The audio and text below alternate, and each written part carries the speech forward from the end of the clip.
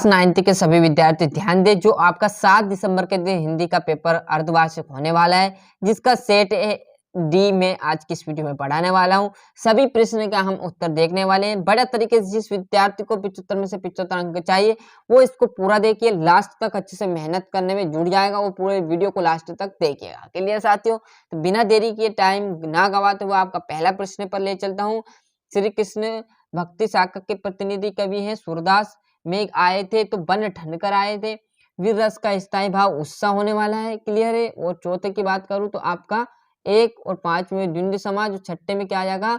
मृत्यु का तरल दूत माना है तेज गति से आता हुआ बाढ़ के पानी को। रिक्त स्थान छायावाद के जनक है तो जयशंकर प्रसाद। महाकाव्य में जीवन का चित्रण होता है तो क्या होता है? संपूर्ण जीवन।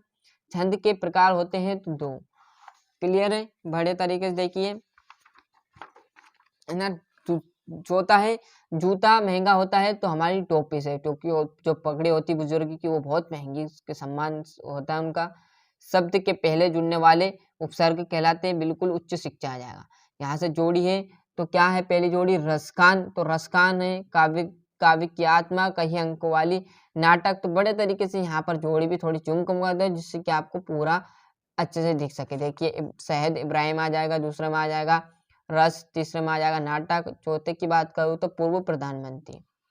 सत्य असत्य, प्रकृतिवादी कवियों ने अनेक प्रयोग किए हैं तो असत्य। जहां नायक नायिका के विरह का वर्णन हो वहां संयोग कहलाता है, तो बिल्कुल गलत बात है ना।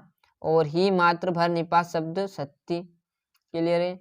यहाँ से देखोगे एक वाक्य में तो ब्रिटिश राज का गहना क्या कहलाया? हथकड़ियां। काव्य की शोभा बढ़ाने वाले तत्व क्या कहलाते हैं? अलंकार। सत्य, ये देख लीजिए सत्यासत्य का बढ़िया से यहाँ से स्क्रीनशॉट लेना है। छठे प्रश्न से आपका आ जाएंगे 2-2 नंबर के चालू। तो ये आपका कौन सा छठा प्रश्न? क्लियर है?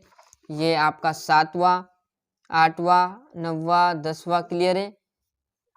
ये आपका 15वां है ना। बढ़िया तरीके से 15वें के बाद आपका होगा 16वां, लोकोक्ति और मुहावरे में अंतर। ये आपका 17वां। 18वां, गद्यांश को पढ़कर क्या करना? उसी में से संदर्भ प्रसंग सहित वाक्य लिख देनी है। ये गद्यांश, इसी को पढ़कर उसमें से आपको आंसर लिखने हैं। और ये आपका 20वां, अनुच्छेद लिखना है इसी पे आपको। और जो लास्ट आपका 23वां गद्यांश है, इसको पढ़कर इसमें से आंसर लिखने हैं। और आपका 22वें में एप्लीकेशन, और 23वें में निबंध या पत्र। याद हो तो पत्र कर सकते हो।